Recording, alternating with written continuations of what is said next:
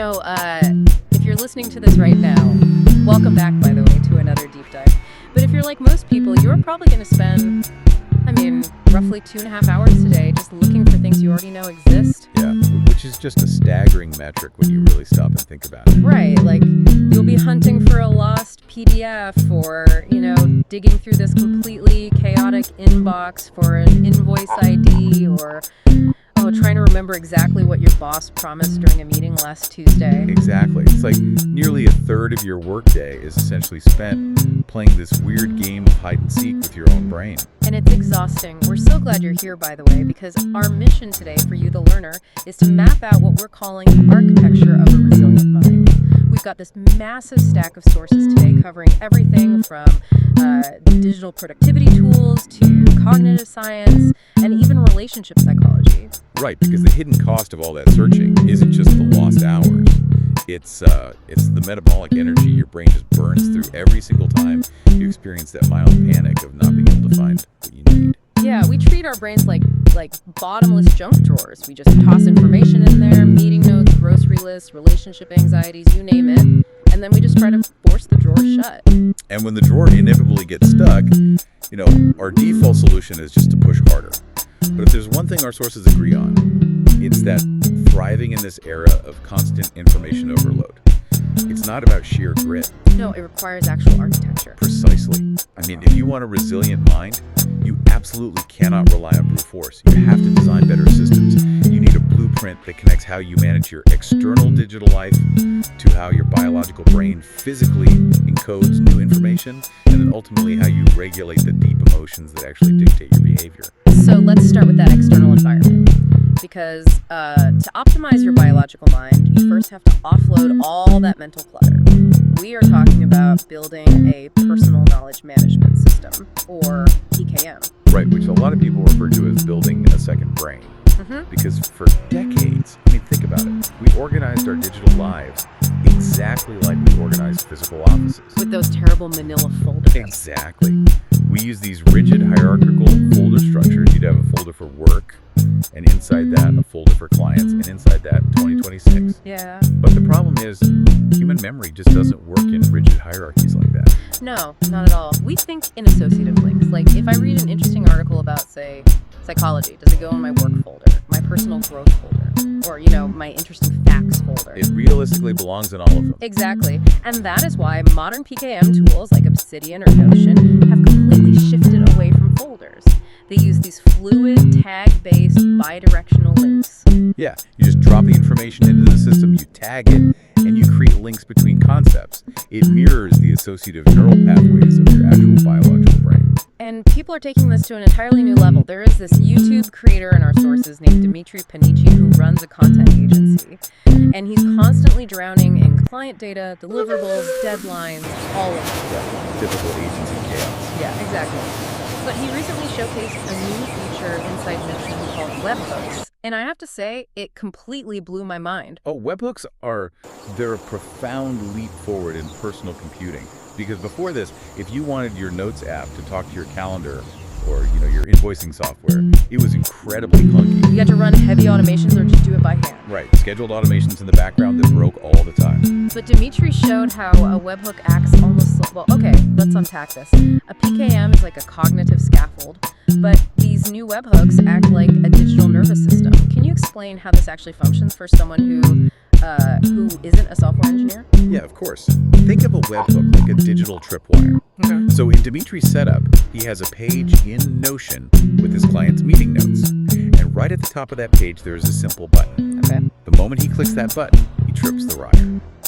That action instantly fires a payload of data across the internet to an automation platform, --like-make.com, for example, which essentially acts as a giant switchboard. And that switchboard writes the data everywhere simultaneously. So he hits one button, and instantly a content calendar is generated. Specific subtasks get assigned to his remote team members across different time zones. It's wild. It really is. And it even interfaces with Stripe and PayPal to generate, remind, or void the client's invoice. Instead of manually checking tasks, the system just reacts to stimuli instantly. It's not just storing information, it's actually doing the busy work for you. And this brings us right back to those 2.5 hours of wasted time we talked about. Because Why does this matter biologically? It's all about cognitive load. Your prefrontal cortex, which is the part of your brain responsible for complex problem solving, creativity, all that high level stuff, it has a very limited battery life. So wait, every time I'm manually copying and pasting an invoice number or digging through folders, I'm draining the battery I need to actually do my core job. Yes, you are burning your primary processor on administrative busy work. By setting up webhooks and a solid PKM, you are aggressively preserving your brain's metabolic energy for deep work. You're letting the silicon chips handle the routing so your biological neurons can just focus on creating. Precisely. Okay, so let's say I've built this perfectly humming digital nervous system, right? The webhooks are firing, my calendar is automated, all the busy work is just gone.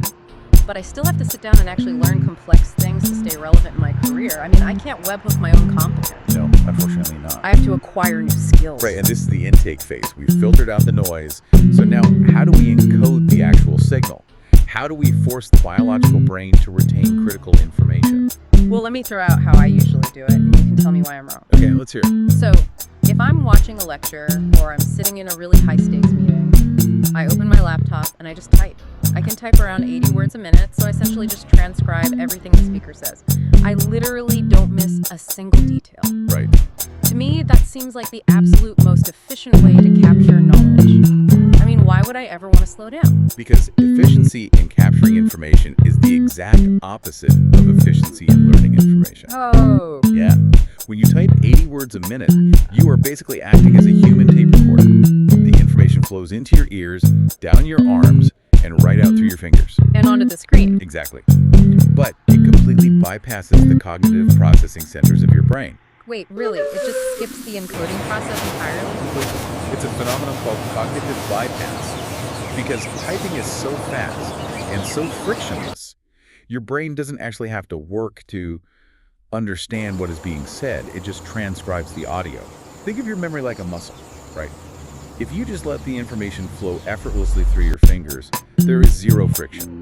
It's like lifting a 1-pound dumbbell 50 times and then wondering why you aren't getting stronger. So the friction is the point. The friction is entirely the point. If the weight is too light, the muscle doesn't grow. If the cognitive task is too easy, the neural pathway simply doesn't thicken. This is exactly why analog methods, or really highly structured, deliberate digital methods, are far superior for actual retention.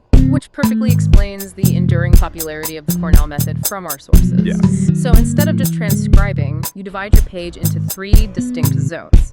You have a narrow column on the left for cues or key questions, a wider column on the right for your actual notes, and then, this is the key part, a dedicated space at the bottom for a summary of the entire page. And the magic happens in that summary section. Okay. Because you can't just transcribe, you're first to synthesize. You have to listen to a 10-minute block of someone speaking, decide what the core concept actually was, and then translate it into your own words. Right. That act of translation is what builds the memory. And it aligns perfectly with the 20% rule, mastering the critical 20% of a skill or topic that yields 80% of the results, Yeah. rather than trying to memorize every single word. There is another method we came across that I am absolutely fascinated by, honestly, mostly because of the name. It's called blurting. Ah, yes. It sounds chaotic, but it is incredibly effective for cementing knowledge into long-term storage. It sounds like torture.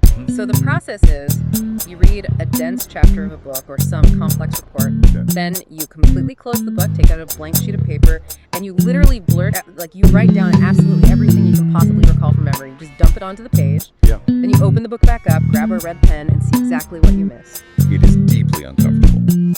But that discomfort is literally the sensation of learning. It leverages a concept called spaced repetition. Because, your brain has a natural forgetting curve. If you learn something today, by tomorrow you will have forgotten a huge percentage of it. Unless you interrupt that curve. Exactly.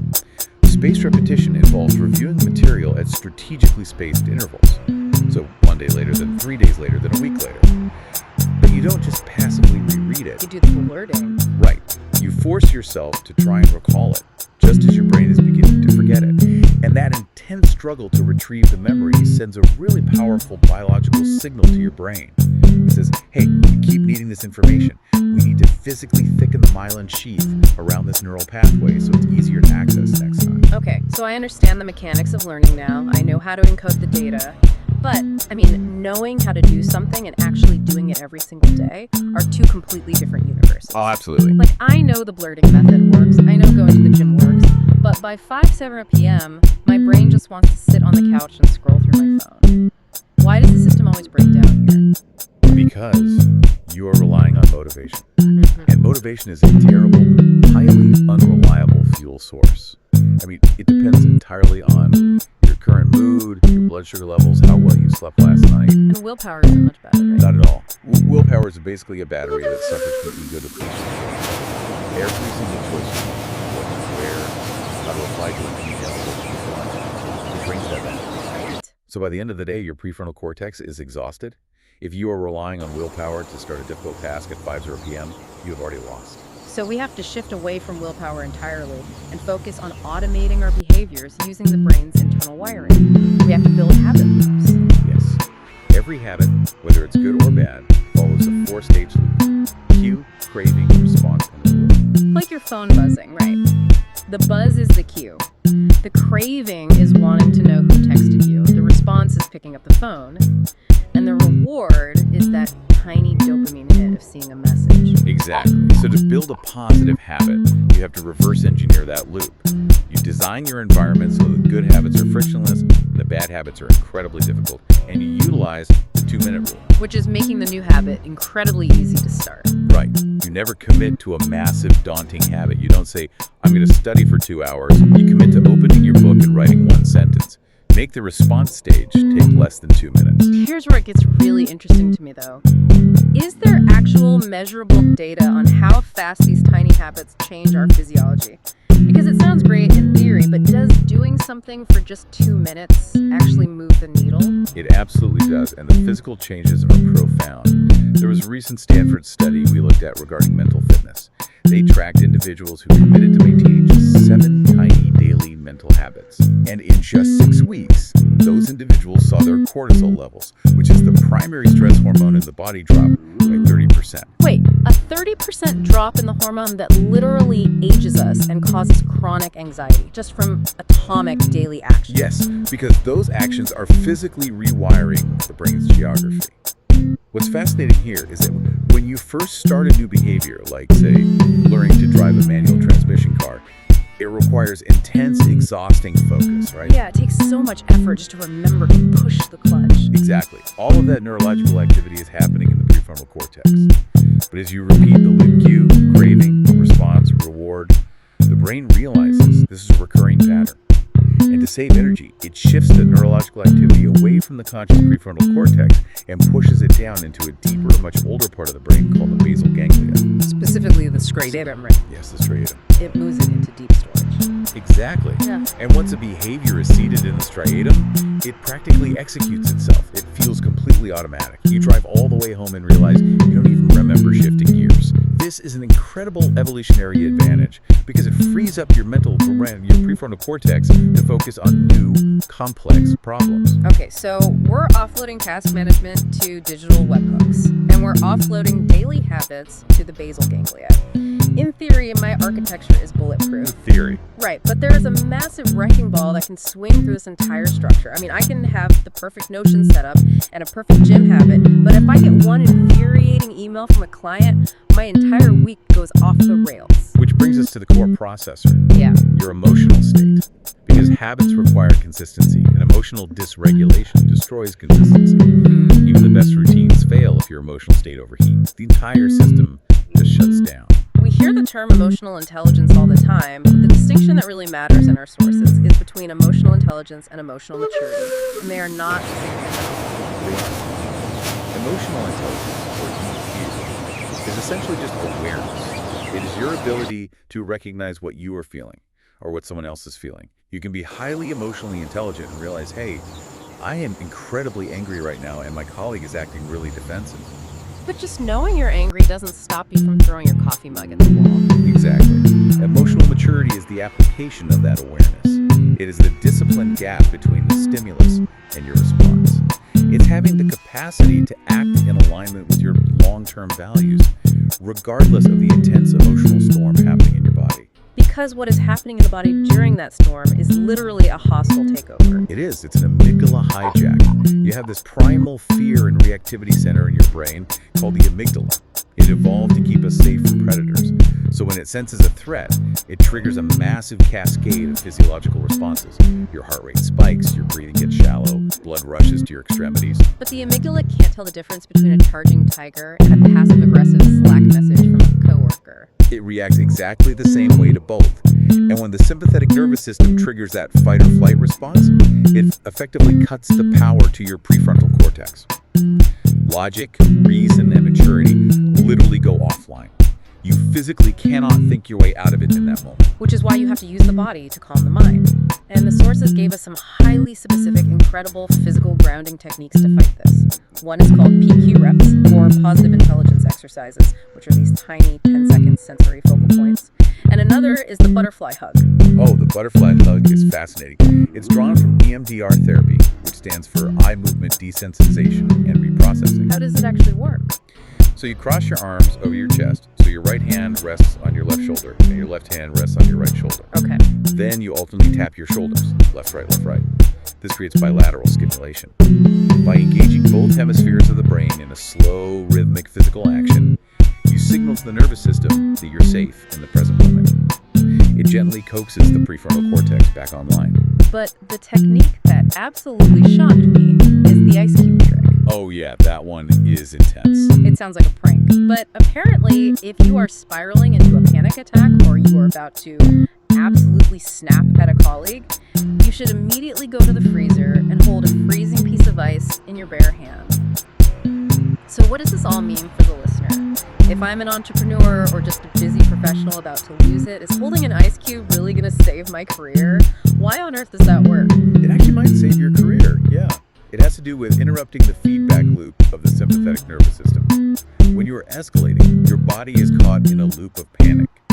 A sudden, intense, harmless physical shock, like the extreme cold in an ice cube, acts as a massive pattern interrupt. It jams the signal. Precisely. The sensory input of the freezing cold is so intense that the brain is forced to immediately prioritize the physical sensation over the psychological threat of the argument or the email. The brain says, hold on, why is our hand freezing? Deal with that first.